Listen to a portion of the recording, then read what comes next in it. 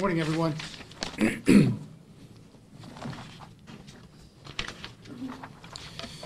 Reminder that government offices are closed today and tomorrow. The storm track has pushed the timeline out by about 24 hours so far. So services on Monday are in question. We'll just have to see how the storm tracks over the weekend and whether or not we have any damage following its passing. So just some sort of housekeeping issues. Trash pickup for Saturday has been suspended for Lee County, Fort Myers, Cape Coral, Bonita Springs, Sanibel, Village of Estero, and Fort Myers Beach. People, if they have regular trash pickup on Friday, put their trash cans in, debris, the other trash at the curb like they normally would. But Friday night, bring all trash cans in, secure them. Any trash is at the, there should be no trash on the road. If, whether it's old sofa that was damaged by water or those kinds of things, anything that the wind can pick up and cause further damage should not be at the roadside. Be sure and secure lawn furniture, anything in the yard that the wind can pick up. When you consider the velocity of the winds in this storm, it only has to track a little bit farther to the west before it can pick up the most innocuous item and turn it into sort of a deadly missile. I want to begin to talk a little bit about what happens after the storm. Probably the first and most important thing that happens following a hurricane is to begin to clear the roads of debris. Lee County is right now, and I'm going to assume perhaps some of the cities are as well, pre-positioning equipment and personnel, so following the storm's passing, we can immediately get about the business of clearing the main roads so that emergency vehicles can get through. Our utilities, after a storm, it's really common for utility plants to be out of operation. So for the Lee County utility plants, we are currently reviewing all of our recovery and repair plans so that we can, if we have damage to those properties, we can get utilities up and running as quickly as possible. I know at Fort Myers Beach, following Hurricane Charlie, that was a major, major issue. When the sewer systems fail, the central sewer systems, you know exactly what that can do to a neighborhood. Same with our resource recovery plant out in Buckingham. We are reviewing the plans to repair that plant should it sustain any substantial damage. If it does, if those burners go out of order, then we'll be then taking trash to one of a couple different landfills. So we'll still be picking the trash up, but we'll also be we'll be in a hurry to get that plant back up and running again. Let me look at my notes. I want to make sure I didn't miss anything. We've got some questions from South Lee County in the Island Park area about the flooding from about a week ago, and is this storm going to exacerbate that problem? First thing people need to know is that the 10-mile canal is right now at pre-flood levels. The entire system, storm drainage system, is working as designed, but we do have crews that are out there looking for debris that may impede the flow of stormwater that may have collected as those stormwaters receded at the end of last week. And we would expect that by Saturday we will have completed those tasks to make sure that that the stormwater runoff will be as efficient as possible. Impossible to predict rainfall, at this point for the storm, but we certainly want to be prepared, and we'll do everything that we can to keep water out of people's homes.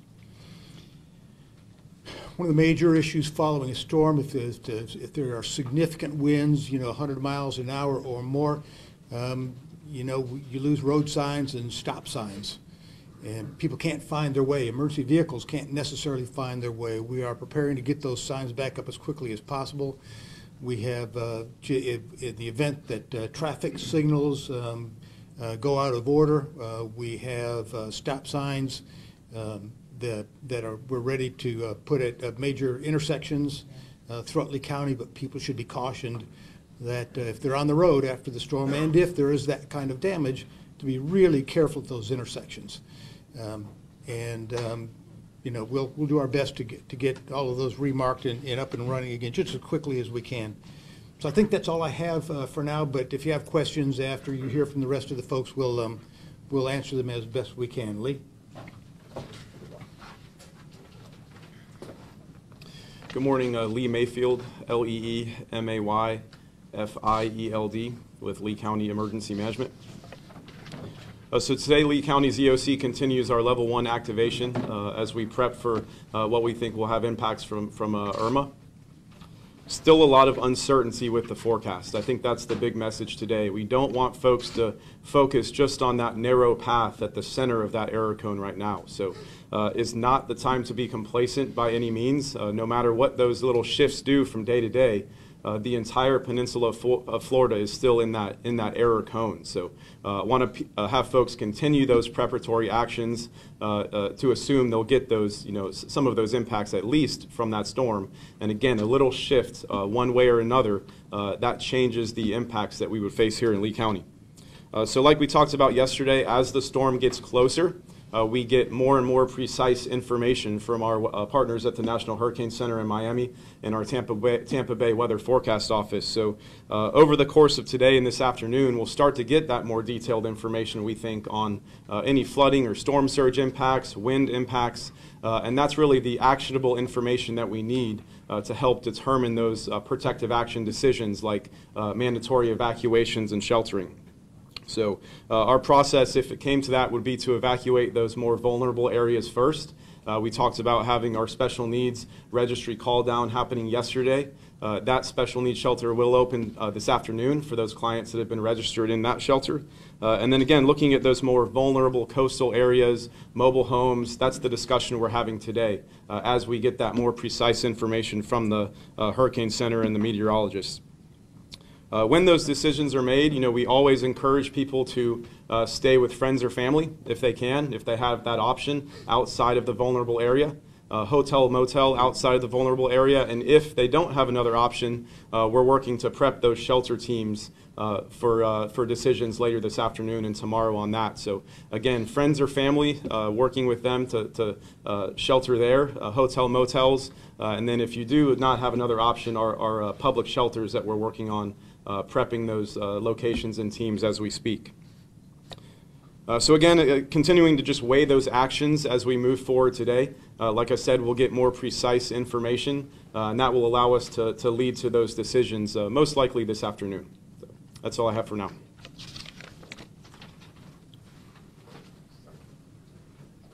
Mac. Good morning.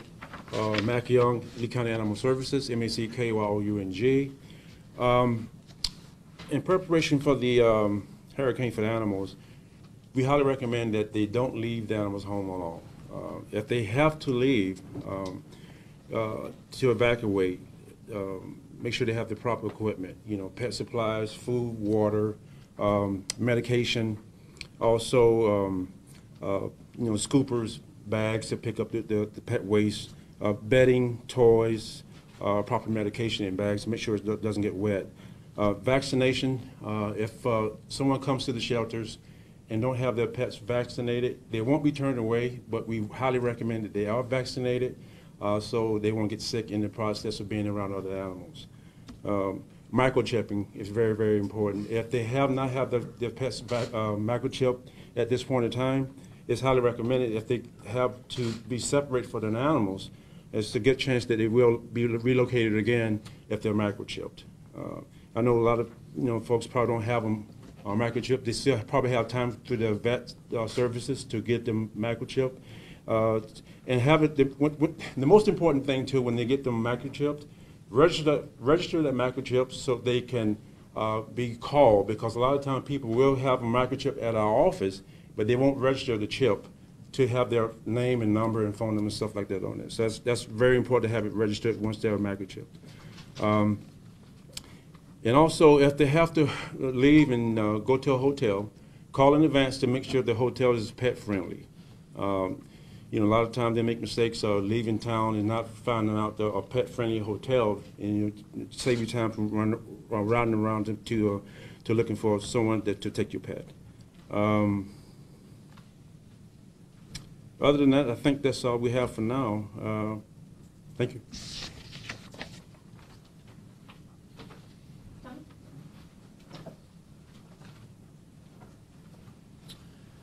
Tony Shaw, Lee County Sheriff's Office, PIO. It's spelled SCHALL. At this point, we've all been watching the path of the hurricane. We know at this point, starting probably late Saturday, we're going to start getting tropical storm force winds. Sunday into Monday, those are going to intensify to hurricane force winds. What we'd like everybody to do is stay off the road if at all possible during those times. Again, we know Saturday nights when we're going to start getting the first stuff. That'll probably be tweaked a little bit in the next couple of days. Get your grocery shopping done, get your errands done, get anything that you need to have done by Saturday night. We do not want people out on the roads if at all possible. Again, with these winds, you got flying debris, you're going to have water on roads, stoplights that are going to be out. We are going to have enough efforts in place to try to get emergencies taken care of. They're going to naturally occur, and what we want to make sure is that you, or the people watching, don't become our next emergency. So please, at that point, again, that's going to get tweaked, but by the time those winds start coming in, please be where you need to be hunkered down, be safe until this storm passes, and then we can assess the damage after that and what needs to be done. Thank you.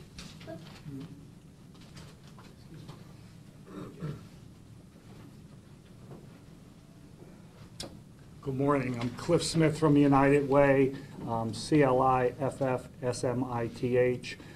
The United Way 211 program operates the storm hotline for the county and for the EOC. We're actually a whole team of people in that room right behind you there.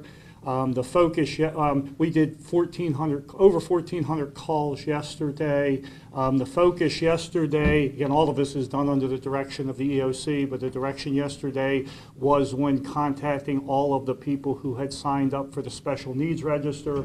We got to over 800 of those people yesterday because, as you've heard, they're going to start transporting them today, and we needed to make sure that whether they were coming to the shelter or not, and if they were, did they need transportation. We are wrapping those with the rest of those calls. There were some people that we needed to do a call back for who had questions. We're doing probably another 300-400 calls this morning, and that will wrap up that section and get those people ready to be moved to the shelter that Lee Tran is coordinating. We also took over 600 calls from people who were calling the storm hotline for all different types of information. And I just want to echo with what you've heard already, and that is from Betsy, and that is thank you all for publicizing that number. It's a regular 211 number, but there's also a 7-digit number, which is 433-3900. That is the official line if people have questions. It's not us making this stuff up. We get all this information directly from the people in this room, so it is the official line. And again, we do appreciate you doing that. I think there's 20 lines in there. We have a team in there right now, and all the lines were lit up when we came in there this morning. I'm sure the people are obviously wanting to know as the plan moves forward, what the plan is for our community. We also actually are wrapping up the help that was available for the people who were impacted by the storm, both in Bonita and in Estero. We had 2 sites that were open both yesterday and they're open today. We were calling back all the people who had called. The County Department of Human Services is manning one of the sites, and Bonita Springs Assistance is manning the other site. And we were really pushing to get all of that cleared up today because obviously we want to get those people squared away before anything further happens. So. Great, thank you. Sure. Good morning, Corporal Schultz, SCHULTZ, Florida Highway Patrol. Just echoing what Roger said and Tony, have a plan after the storm is key, but currently I wanted to just discuss the incidents on the interstate right now. There's a lot of misinformation. The interstate is clear right now. They are working a minor crash at the 123. There's no roadblock, but there's increased volume, but obviously the road is clear. Up in Sarasota, there was some talk last night about stop and go traffic. That area is notorious for slowdown, so unfortunately you did have a backup there. But in Lee County, Collier County, Southwest Florida, we are seeing all the roads cleared right now for northbound. The 511 app, we have an app now. The Florida Highway Patrol has an app. You can check traffic conditions under those situations where you feel that if you have a smartphone, you could use that. You could also go to our website, www.flhsmv.gov, or 511, which is www.fl511.com. Also, today, the governor's office put out a 1-800 number for their hotline, for their transportation hotline, and that is 1-800-955-5504. That's 1-800-955-5504, and that's the governor's transportation hotline, which was set up today. Earlier this morning in Lee County, we had a traffic fatality off of McGregor. That was not storm-related in any way, and it was not due to any evacuation situation. I would ask that we all consider the 3 Ps, what I call a plan, patience, and then pay attention. As Roger said afterwards, if people were here after Charlie, you're going to have intersections with traffic signals in the middle of them. Be aware that you're going to have law enforcement, firemen, just common citizens that are going to be out there doing their part. Just pay attention when you're driving. That's pretty much all I had to say. Okay, Thank you. Anybody else?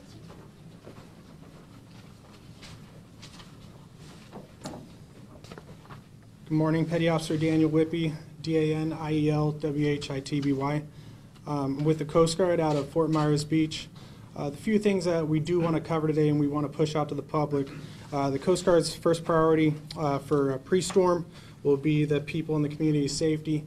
So one of the things I want to make sure everyone that knows about is our pre-positioning of our personnel, pollution response teams, our cutters, and our aircraft to make sure that we are going to be immediately able to respond after this storm does pass. Coast Guard leadership has also been in close communication with the federal, state, and local partners. A few things that I do want to talk about for securing your vessels and things of that nature pre-storm is just make sure if you are at anchor, know the limitations for your anchor. If you are moored up to a pier, just make sure to know the limitations of your vessel and its fittings, and also the pier itself. If you are not in a protected area, I would also recommend that you get your vessel to a protected area. Protected area would be an area maybe protected by buildings or terrestrial things of that nature. So post-storm, a few of the things that we'll be doing. As soon as it's safe to operate after the storm, the Coast Guard, along with our federal partners like FEMA and others, will provide the life-saving support needed for hurricane-stricken areas. And the Coast Guard is also committed for the swift recovery in this storm and search and rescue operations.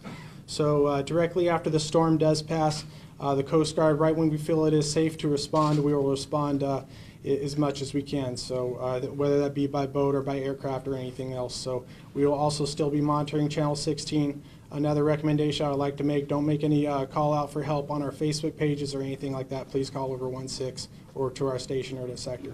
Thank you very much. I hope you get a sense of the expertise in the room, people that you just heard from as we prepare for the storm. Don't forget, no one in the country does preparations for hurricanes better than the state of Florida does, and this operation is a pretty good example of that. The people that you heard from are just a sampling of the experts that we have out in the operations room now that you can see through the window, who are taking calls. They are acting on all of their pre-plans. They've been practiced. They are all really good at what they do, and they're all very dedicated people. So we really want to let the general public know that I think we're probably as prepared as anyone can be for this kind of a storm. It is nonetheless, as you all know, a very large and unprecedentedly large storm. And as many years as I've been in local government and in this business, over 35 years, I've never seen a storm like this one, as have none of you, I would imagine. But after the passing of the storm, it is important to be patient, to call the numbers and contact us on those websites that we, not websites, but the telephone numbers we're given, websites if the web is available, to get help. We will be there as quickly as we can. We'll work to restore life to normal as quickly as we can. But people, you know, if you feel like you're nervous about this storm and you want to leave, go now. It's a good time. And you know, just keep going north as long as you've got gasoline, and you know, you can keep moving along at least a few miles an hour. We know we had some people, some of our family members, some of the staff who made the way to Tallahassee yesterday. It took them about 11 hours, but they are nonetheless, you know, they left Tallahassee this morning headed for, you know, higher ground. So, do we have any questions? Hey, Steve. Stacy Deffenbach from Hey, Stacy. NBC2. You just mentioned folks can go now. What would you say would be a cutoff of when they should not go north and maybe stay put in Lee County? Lee? So again, like Roger said, I think, you know, while we haven't made those mandatory evacuation decisions yet, like you said, we do encourage those folks who are leaving on their own to leave early, leave now. That's fine. As we progress into the afternoon hours today, we'll get that more detailed information. And I think it'll all hinge on when we make that mandatory evacuation decision, which will be, I think, again, those conversations this afternoon and into first thing in the morning. Stacy, one thing I didn't mention today but did yesterday, all of the vehicles, all of our government vehicles, whether they are ambulances or fire trucks or others, they come off the road when winds hit 40 mile an hour sustained. Would suggest that you know, people should not be on the road, especially when the winds reach that velocity. But you know, they should stay tuned to your TV stations. I no doubt will be reporting on the traffic conditions on I-75, and they should be governed by the predicted landfall and timing of the storm, the wind velocities and traffic conditions. The last thing we want to have happen is for people to get caught on the roads in their cars with you know, high wind velocities. What's the timetable for determining when you might make sort of evacuation or shelter plans, and what are the factors that would be involved in the decision that you have to make? Lee? So yeah, good question. As far as time frame goes, the closer we get to an impact and landfall, the better information we get. A couple of those major factors, one is water, storm surge. We evacuate primarily for storm surge in those coastal areas. And once those watches and warnings are posted, the Hurricane Center gives us more hard data on that storm surge information. Wind is the other one. You know, a lot of building codes have been improved in Florida over the last 20 years. So, but we do also worry about those, you know, mobile homes, those RVs, those higher vehicles that may not be able to deal with the wind so bad. So the storm surge and the wind are those two primary factors. Time frame wise, I think that's why we're talking about leaning forward, you know, moving the special needs clients today. And then having those discussions really throughout the morning today and this afternoon with those decisions, most likely this afternoon. How do you make the decision about what shelters would be open if that's effective? Yep. So that's a good question too. Every hurricane, we don't open every shelter for every storm. It depends on the specific storm characteristics. You know, Charlie was a fast-moving small storm. This is a very, very large storm. So those impacts are going to go way beyond just that immediate eye wall area. So I think just taking all those factors into consideration, we make shelter decisions based on life safety and which shelters we think are best for the individual storm characteristics. So is there a resource issue involved in how many you can open? No, we have options. So I think our decisions today, those decisions we make are, you know, do we start with a smaller amount of shelters and then grow from there? Do we open, you know, the inland shelters first? We have those options, and we're weighing those options today. How many people do you anticipate evacuating in Zone A? Well, Zone A is our kind of a larger first trigger. We have that Barrier Island option first too, you know, so we'll talk about those decisions today. Barrier Islands, possibly mobile homes, those more vulnerable folks to that storm surge. So the number just depends on how far inland we go on that decision. Other questions? A question about the sand. I know sand is being provided and bags. You know, what is the situation with that right now? Yeah, so I believe we're still providing sand. We can make those orders, and I believe our sand bag deliveries are either today or tomorrow. And we'll, as soon as we get those, they're tough commodities as far as getting those sandbags here quickly. But I know that's been ordered. And we'll publish the locations. Yeah, we'll push out the locations as soon as we have more of that. How much longer will you guys be supplying sand to residents? Most likely up until, when we talk evacuations, like we talked about earlier, the arrival of tropical storm force winds is really when we want to have all of our protective actions buttoned up. So that's looking like Saturday, afternoon, evening time frame at some point. So, we encourage people to keep preparing up until we give that, order when we get closer to say, all right, you need to hunker down and be safe at that point. So we have a little bit of time here. That's the good thing, but that's why we're leaning forward and trying to make sure people prepare in the next day or two. Would there be any possibility of any bridge travel restrictions? Let me take this one. I'd like to ask someone from Law Enforcement Sheriff's Office to maybe help us answer that question.